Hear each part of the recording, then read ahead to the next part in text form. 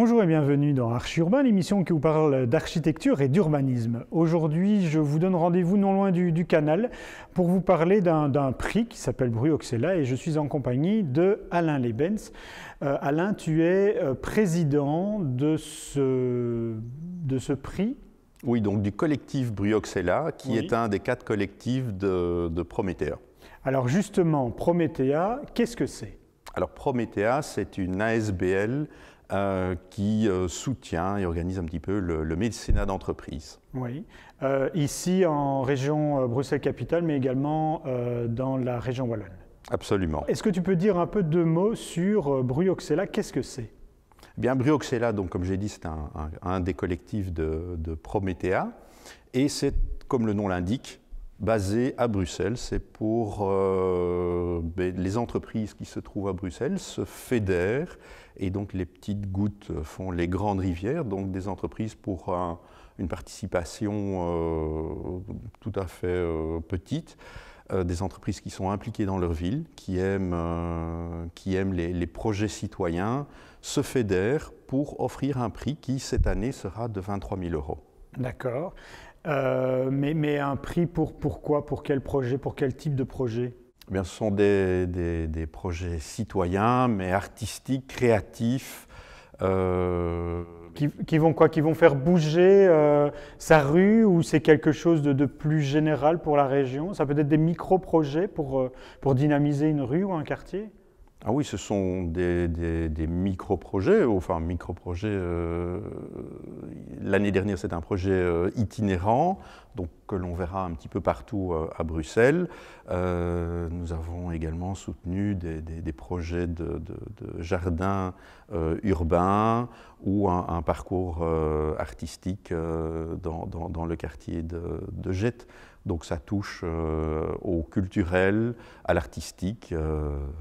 Et de toute façon, c'est la créativité dans tous ces états. Mais donc tu es président de ce prix, mais tu fais quoi dans la vraie vie? Parce que tu n'es pas que président de Bruoxella, tu as une autre fonction. Alors dans la vraie vie, je suis administrateur délégué des entreprises Louis de Waal, une entreprise de construction bien bruxelloise. Et pourquoi est-ce que les entreprises Louis de Waal ou d'autres, et je pense que principalement ce sont des gens qui sont dans l'immobilier, qui sont dans ce prix, peut-être que je me trompe, mais en tout cas c'est ce qui me semble, pourquoi ça vous intéresse de soutenir des projets citoyens qui ne sont pas spécifiquement des projets de l'immobilier ou urbain, enfin si urbain quand même, mais pas spécialement dans l'immobilier ou dans l'architecture? Alors je dirais qu'il y a des bureaux d'architecture, des entrepreneurs, des promoteurs, donc des acteurs du monde immobilier bruxellois, mais il y a également des entreprises actives dans d'autres domaines que l'immobilier. Mais je dirais que c'est surtout une volonté de se dire qu'on aime notre ville, on aime notre région, on aime Bruxelles, et on se dit que faire un petit peu autre chose qu'uniquement développer des projets, soutenir des citoyens, notre ville vit par ses citoyens, et le fait de soutenir des initiatives nous tient à cœur, et je pense que c'est important dans la vie d'une ville d'avoir des associations qui soutiennent des jeunes ou des moins jeunes, mais qui se sentent acteurs de leur ville.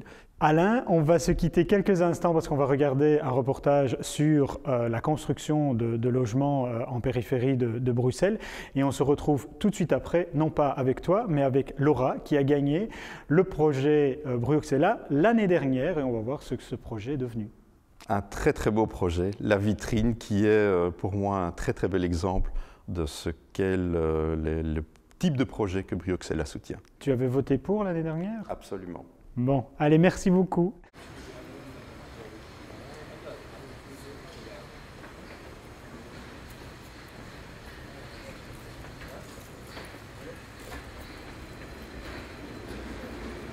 Le projet de la Maison de l'Emploi à Ixelles, c'est un concours qui est lancé par la commune et qui est un design and build, donc qui mélange architecte et entrepreneur. Et qui est juste en face de la maison communale, l'entrée du commissariat en fait. Dans le projet, on devait garder une maison à côté, un immeuble de rapport si on veut, et le programme doit rentrer dans le rez-de-chaussée. Donc grosso modo, on a dû suspendre le bâtiment qui était occupé, heureusement ça ne s'est pas écroulé, reconstruire par en dessous et puis faire tout le projet de la maison de l'emploi. On a beaucoup de mètres carrés à mettre et on n'a pas beaucoup de surface, quoi. Et donc ici c'est un peu ça, on avait tous les services d'emploi de la commune, d'Ixelles, mais aussi Acteris qui est la région. On a trouvé une espèce d'arrangement, une espèce de trucage pour rentrer tout ce programme et faire aussi venir de la lumière et faire respirer toute cette parcelle. On a collé toutes les fonctions contre tous les mitoyens, qui sont des très grands mitoyens aveugles, et du coup tout est mono-orienté sur une espèce de grand vide intérieur. Et donc quand on rentre dans le bâtiment, on découvre le bâtiment, on passe en dessous de l'immeuble, et on se retrouve au centre, et alors on a une grande ouverture à ciel ouvert, et c'est ça le trucage qui nous a permis de remplir tout l'ensemble et d'avoir quand même quelque chose de très ouvert et aéré.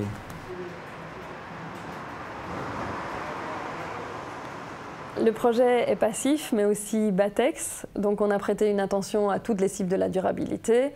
On a par exemple une récupération d'eau de pluie pour l'alimentation des toilettes du bâtiment. On a aussi des panneaux photovoltaïques sur le toit qui permettent de compenser une partie de l'électricité consommée. On a des toitures végétalisées pour favoriser la biodiversité. Ce qui est assez innovant, c'est qu'on a utilisé des matériaux à changement de phase, ce qui est une première en Belgique. Et donc on a utilisé ces matériaux à changement de phase dans les faux plafonds afin de diminuer les consommations d'énergie en besoin de froid et de garantir un confort optimal tout au long de l'année. Ces matériaux à changement de phase sont combinés à un night cooling qui permet justement de faire en sorte que la température ambiante puisse diminuer la nuit et que donc cette paraffine puisse se resolidifier de façon en quelque sorte à régénérer ces matériaux à changement de phase.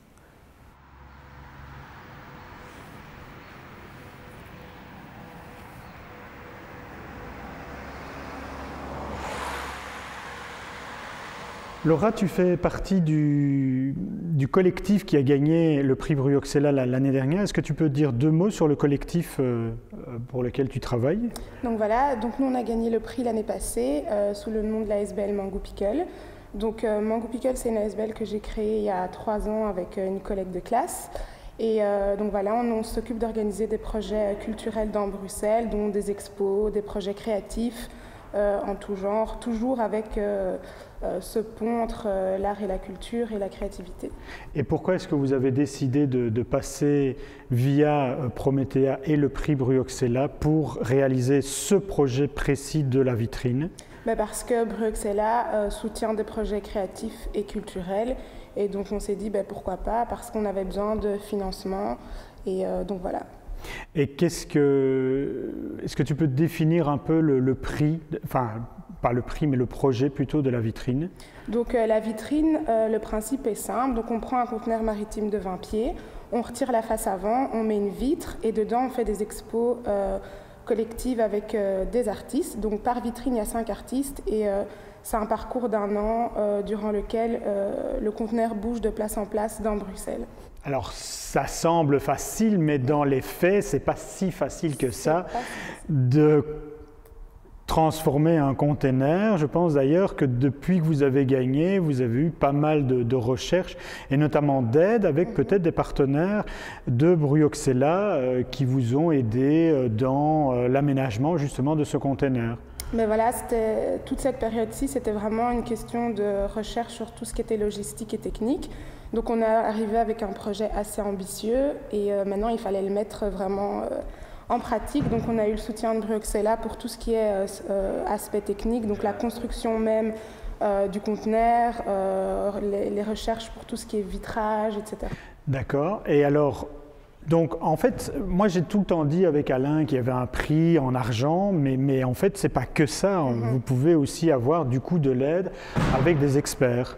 Voilà, donc c'est vrai qu'on a gagné 25 000 €, c'est pas rien, mais pour nous la plus-value de ce gain, c'est surtout tout ce qu'il y a autour de l'argent, parce que c'est vrai qu'on a été vraiment accompagné par un super chouette parrain qui nous soutient avec beaucoup de conseils techniques. On a rencontré des professionnels du milieu qui ont pu nous donner aussi des avis. Et c'est vrai que le fait d'avoir gagné le prix, ça nous a ouvert beaucoup plus vite les portes pour d'autres financements.